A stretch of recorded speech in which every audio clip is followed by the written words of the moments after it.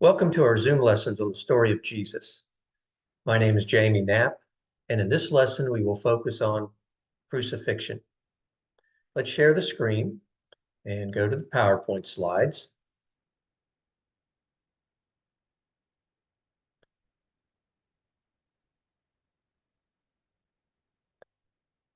The Roman governor of the imperial province of Judea was a man by the name of Pontius Pilate.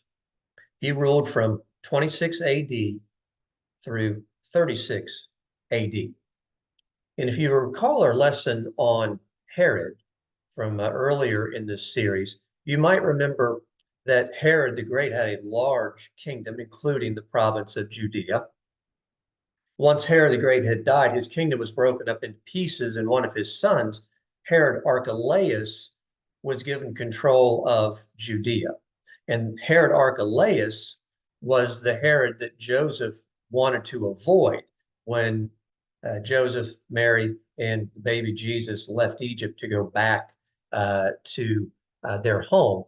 Herod Archelaus had a reputation as being a vicious and brutal ruler. Well, eventually Rome heard the people, and Herod Archelaus was sent into exile in AD 6. After that time, Judea became what was known as an imperial province with a prefect. And a prefect was basically someone who was going to be selected by the Roman government to govern that particular province. Now, scholars tell us that in the Roman world, there were two types of provinces. There was a senatorial province and there was an imperial province. A senatorial province was an area governed by the Roman Senate. Many of these senatorial provinces were located close to Rome, and several were along the Mediterranean Sea. And for the most part, the people in a senatorial province weren't going to cause any trouble. They had already assimilated to Roman life, kind of liked it. And so there was a small military presence in a senatorial province. In contrast, an imperial province was under the direct command of Caesar, who would then appoint someone to be his representative in that particular province. Typically, an imperial province had at least 5,000 soldiers, if not more, located within it. Some imperial provinces were granted a level of autonomy, but still, they were governed by a prefect, someone who was selected by Caesar to be sure that things went along the way they were supposed to in his province. Judea was an imperial province. Luke chapter 3, verse 1 tells us that it was governed by Pontius Pilate. We also learn in Luke chapter 3, verse 1, that the Caesar at that time was named Tiberius. And so Tiberius Caesar, we might call it Caesar Tiberius, that's who the Caesar was. Pontius Pilate was the actual Roman official in charge of the imperial province of Judea. Well, who was Pontius Pilate? Pilate was born a Roman citizen, and he had accumulated a significant amount of wealth, scholars tell us. Scholars also tell us that his social class in the Roman system was equestrian. The equestrians were one step below senators. And so Pontius Pilate had wealth, and he had position, and as the governor of the imperial province of Judea, he also had power. Pilate, though, didn't really like being in Jerusalem. He lived in Caesarea, which was along the Mediterranean Sea. And Caesarea had a much greater Roman feel to it. He came to Jerusalem only when it was absolutely necessary. And when the Passover occurred and the Feast of Unleavened Bread, the 7-day festival, that was a time when Pilate thought it was necessary for him to be in Jerusalem. And one of the reasons for that was the population swelled during the religious festivals like Passover. Jerusalem typically had a population of about 80,000 people during the time of Jesus. But during a festival such as Passover, the Feast of Unleavened Bread, the population could swell to more than 300,000. And so Pilate wanted to be sure that he was there to keep things under control, to avoid riots. And if anything seemed like it might lead to a riot, he wanted to snuff it out quickly. Well, the Jewish leaders took Jesus to Pilate after they had met at the house of Caiaphas, the high priest, and they came up with the charge of blasphemy. They then tie Jesus up and they march him to Pilate. In Matthew chapter 27, Mark chapter 15, we're told in pretty concise terms what happened in the process, the interaction between Jesus, the religious leaders, and Pilate. Pilate asks Jesus a few questions. He hears the answers. He doesn't think that Jesus is guilty, certainly not worthy of being crucified. He offers, in keeping with the custom at Passover, to release a prisoner to them, and he suggests that Jesus would be a good one. But the religious leaders stir up the crowd. So the crowd is calling for the release of Barabbas. Barabbas was a terrorist.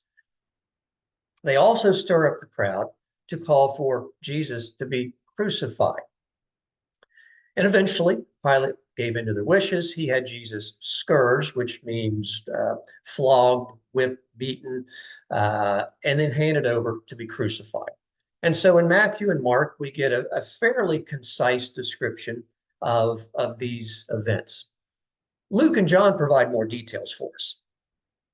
Luke tells us that Pilate began to question Jesus, and when he learned that Jesus was from Galilee, Pilate sent him to Herod Antipas. Herod Antipas was the ruler of Galilee. And Herod Antipas, according to Luke chapter 23, verses 6 through 12, Herod Antipas happened to be in Jerusalem. And so here was a great out for Pilate. I won't have to deal with this. I'll pass him over to the tetrarch of the region where he's from, and I'll let him decide. So Herod Antipas listens to Jesus, doesn't really come up with a decision, and simply sends him back to Pilate. So Pilate goes out again before the crowd and says, I've talked to Jesus. Herod Antipas has talked to Jesus. Neither one of us think he's guilty. But he says, I'll tell you what I'll do. I'll punish Jesus, which basically meant he would have him scourged or flogged, and then I'll release him. But the crowd insisted on crucifixion. This is Luke chapter 23. Pilate didn't want to have Jesus crucified. So he suggested letting Jesus be the prisoner who was released at Passover, but the crowd insisted on Barabbas. So eventually, Pilate relents, and he gives the order for Jesus to be crucified. In the Gospel of John, we get similar details, but there are some verses in John chapter 19, verses 1 through 16, and in particular verse 12, that are quite unique. And as 21st century Americans, they probably just kind of go over our head and we don't quite grasp the significance of them. But scholars tell us that the words, "You are no friend of Caesar," were significant. And so let's understand what this meant.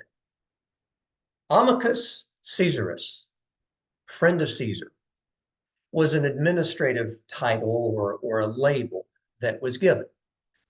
And if a Roman official was given this label or title of Amicus Caesarus, it meant that he was a friend of Caesar.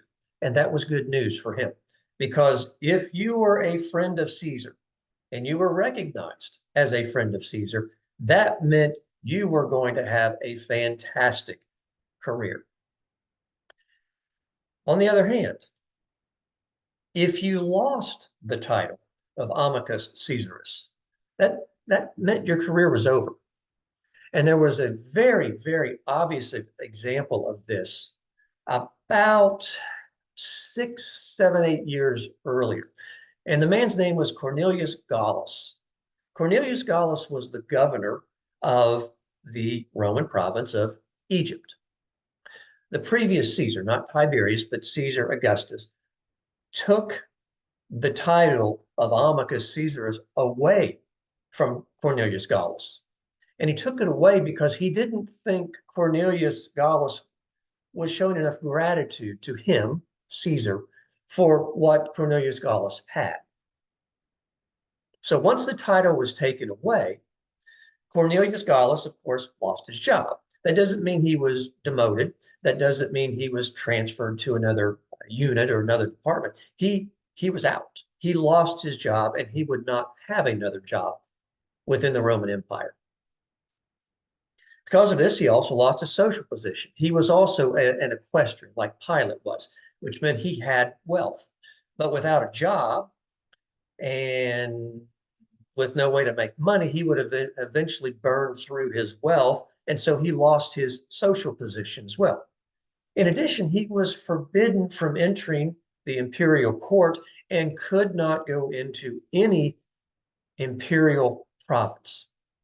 So basically, Cornelius Gallus was blacklisted because he was not a friend of Caesar. Scholars tell us in AD 26, Cornelius Gallus committed suicide. Roman officials like Pontius Pilate knew about this, and apparently so did the Jewish leaders. Because when Pilate would not do what they wanted, which was to declare that Jesus should be crucified, they eventually played their trump card. And their trump card was to say to Pilate, "You are not a friend of Caesar." Now, Pilate understood that Jewish religious leaders were not the ones to make that determination. That was a determination made by Caesar. But simply having your name attached to the expression, "You're not a friend of Caesar," that was enough to convince Pilate that Jesus wasn't worth it. He had to make a decision: the life of Jesus or my career. Pilate chose his career, and he handed Jesus over to be crucified. And that's where we'll stop this lesson. In our next lesson, we will focus on the death and the burial of Jesus. I hope you can join us.